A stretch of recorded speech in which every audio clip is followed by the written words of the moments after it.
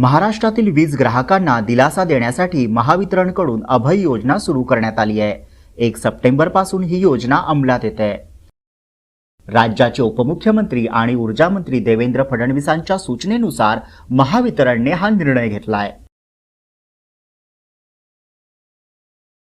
वीज बिलाच्या थकबाकीमुळे वीज कनेक्शन कायमस्वरूपी तोडलेल्या 38 लाख घरगुती, व्यावसायिक आणि औद्योगिक वीज ग्राहकांना या योजनेचा फायदा होणार आहे।